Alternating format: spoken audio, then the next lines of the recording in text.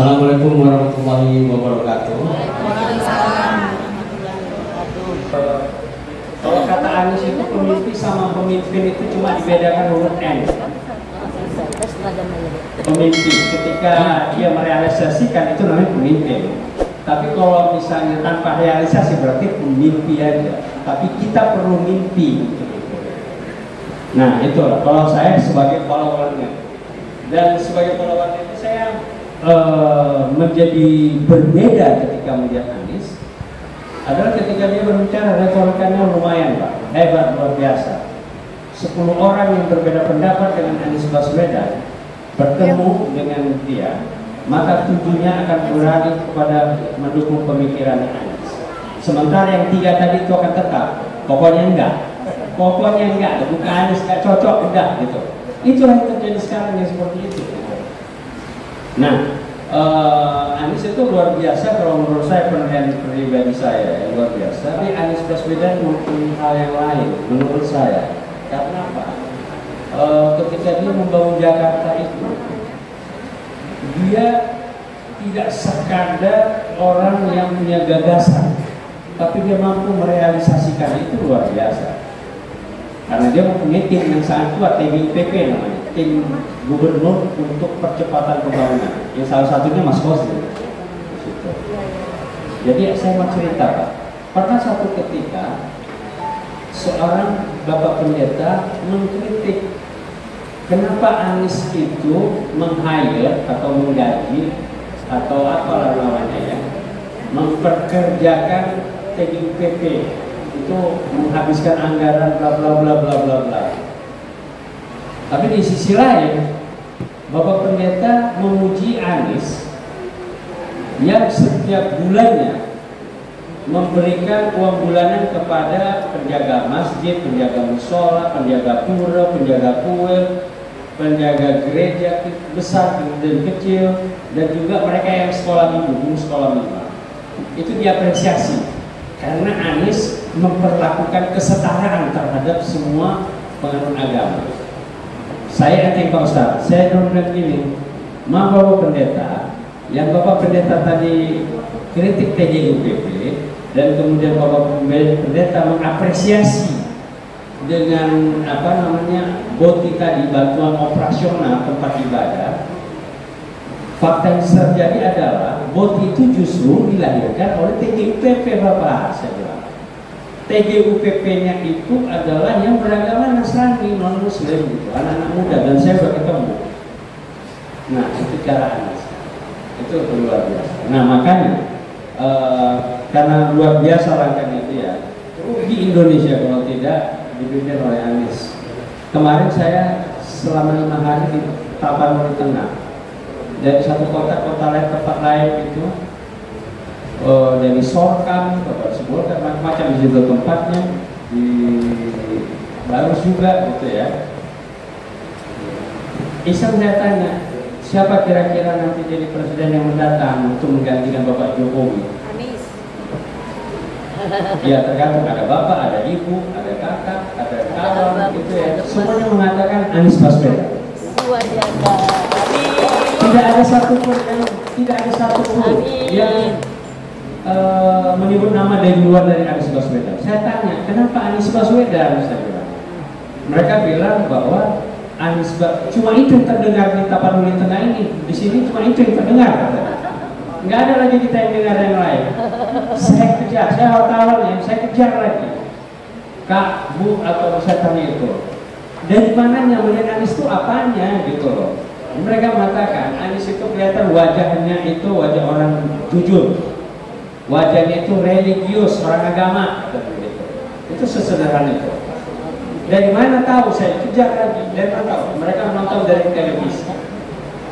Dan mereka adalah bukan pengikut, bukan penikmat ataupun pembaca dari medsos yang dilakukan oleh buzzer gitu.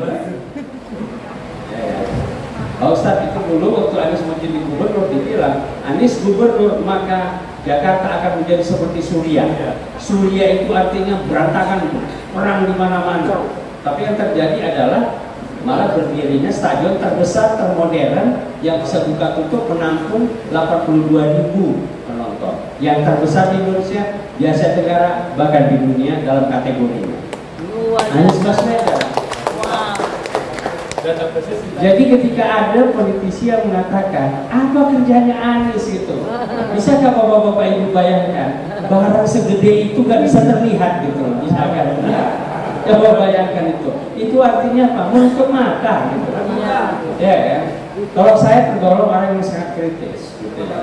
Kritiklah Anies kalau memang dia memang bagian yang pas dikritik, tapi kalau misalnya mengatakan Anies itu intoleran, Anies itu bla segala macam, itu kan hoax. Dan bapak-bapak ibu-ibu kawan-kawan semua relawan, hoax seperti itu disampaikan aja faktanya. Seperti kata Mas Kozin tadi, kita tidak perlu bertempur memenangkan perdebatan, tidak. Kita memenangkan winning the heart, kita menangkan hatinya. Kalau bilang, wah dulu ayat mayat sampaikan, menurut Detikcom itu jejak digitalnya jelas tertulis di situ bahwa Anies Baswedan meminta pengikutnya untuk mensolatkan yang bukan pendukung Anies untuk disolatkan jenazahnya. Kalau tidak ada yang mau, maka saya yang akan menjadi imam sholat. Itu Anies. Ketika di Amerika, ibu angkatnya pemimpin gereja Katolik, bapak angkatnya itu non-Muslim, Profesor Dwight King. Saya kenal baik dengan beliau. Tapi tetap aja hoax itu bertebaran terus. Dan Anies bukan tipikal orang yang mengatakan, oh enggak, saya enggak kayak gitu. Enggak gitu. Jadi ketika mengatakan Anies itu adalah pemimpin yang toleran, pemimpin itu semua agama, itu justru yang ngomong adalah pendeta terkenalnya, yaitu Gilbert Dumondong dan lain-lain. Nah, KBA merekod semuanya itu Pak. Kita salin pernyataan, kita bikin di dalam bentuk koran supaya ini, kalau misalnya orang Islam mengatakan oh Anies itu toleran gitu, susah. Tapi kalau kita tunjukkan bukti pemimpin dari agama-agama lain yang mengatakan tentang Anies Baswedan sesungguhnya itu lebih bunyi Pak. Seorang pendeta di Pematang Siantar mengatakan dan mendoakan, dia bikin ini, dia bikin apa namanya, podcast. Dia bilang begini, saya sebagai pendeta mendoakan Bapak Anies Baswedan untuk menjadi pemimpin 2024 supaya bisalah boti itu dinikmati oleh seluruh Indonesia. Karena apa? Di sana tak ada boti, tidak ada bantuan operasional tempat ibadah, tidak ada. Nah, tapi kok jadi dia teorinya kalau Anies Presiden berarti bisa untuk semuanya, ya kan? Anies itu pemimpin semua dari semua warga negara. Dan satu hal bapak-bapak, ketika ada mengatakan bahwa dia terlalu berat kepada kekanan, bapak-bapak jangan ragu untuk mengatakan bahwa Anies tidak tipikal demikian. Anies, ya, Mas Anies Baswedan ini, kalau dia mau, dia pergi aja 85% orang Islam Pak, digeber aja tuh 85%, udah pasti menang. Udah pasti menang kalau dia mau gitu. Tapi Anies kan bukan tipikal itu. Dia ingin menjadi pemimpin untuk semuanya, karena Indonesia ini kita bangun dari berbagai suku dan berbagai agama. Pancasila. Ya. Nah, ini perlu kita sampaikan Pak. Kita lawan hoax itu, tidak kita diamkan. Tapi kalau dia ngotot terus, Bapak ingat kalimat saya tadi, 10 orang yang anti Anies ketika bertemu dengan Anies dan mendengar gagasan tentang Anies, maka 7 dari 10 itu akan pro kepada Anies, sebaliknya yang 3 itu dia akan tetap. Nah, jadi kalau ada bapak ibu ya mendengar itu, dia masih tetap, oh ini yang 3 ini gitu.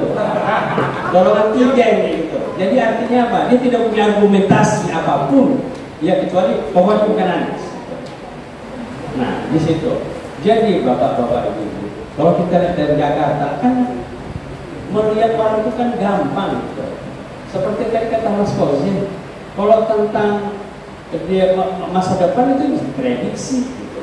Tapi melihat Anies biar aja juga rekornya dia. Pernahkah 5 tahun kepemimpinan Anies Baswedan di Jakarta ada bentrok agama, bentrok suku? Tidak ada Bapak. Orang Islam, FPI bahkan sekalipun tidak pernah anti ketika misalnya umat Katolik melakukan misa Misa Natal di tempat terbuka ada 16 titik di Jakarta. Bahkan di Sulawesi Utara nggak ada itu Pak, Jakarta ada. Dan titiknya sampai belasan gitu, di belasan tempat. Nah itu adalah Anies yang melakukan. Karena Anies adalah dia untuk kesetaraan. Nah ini harus kita sampaikan kepada orang-orang. Tapi kalau dia tidak mau mendengar lagi, kita ingat, oh dia tiga. Gitu. Ya udah nggak apa-apa, nggak usah kita marah-marahi gitu. Ya kan? Nah, jadi kita rekod di sini, saya mendirikan KBAI. KBAI maksudnya adalah keranjang besar informasi tentang Anies. Nah, kalau dia di online itu kbainews.com, itu kalau di searching itu gampang. Semua dari sejarah tentang macamnya Anies. Anies Baswedan, dia keluarga titisan pejuang, supaya orang tahu gitu loh. Kalau orang mengatakan bahwa Anies ini keturunan Arab, ya kan? Tapi dilihat perjuangannya. Kakeknya ini mempertaruhkan nyawanya bahkan untuk kemerdekaan Indonesia.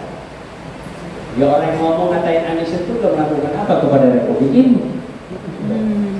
Ya. Perdana Menteri Sunak di Inggris, ayahnya itu dari India. Kamala Harris, wakil presiden Amerika, bapak masih dari India. Bapaknya Anies lahir dan besar di sini gitu. Kakeknya kakek Anies, nah itu datang kakeknya Anies, itu juga lahirnya di sini. Kenapa? Kenapa orang Indonesia ini budget mempermasalahkan, sementara negara maju demokrasinya, negara seperti Inggris maupun Amerika, saya sengaja mengambil dua contoh, itu bisa terbuka begitu. Kalau di sini masih ada keturunan Arab, bos, apa yang masalah? Ya. Nah, jadi bapak-bapak ibu sekalian, kita harus menghentikan hoax itu. Hoax itu merugikan dan memecah belah. Anies Baswedan sejak tahun 2002 sudah bicara tentang hal seperti ini. Dia menandakan sebagai tenun kebangsaan. Dan saya pelajari itu dari bukunya dia itu udah tahun 2003 udah terbit tulisan-tulisan dia, maupun juga yang tahun 2012, 2010 udah banyak berbicara soal itu. Jadi ketika dia sebagai pemimpin, dia sudah mengatakan hal-hal yang akan dia lakukan, bahwa dia akan memperlakukan semua secara adil.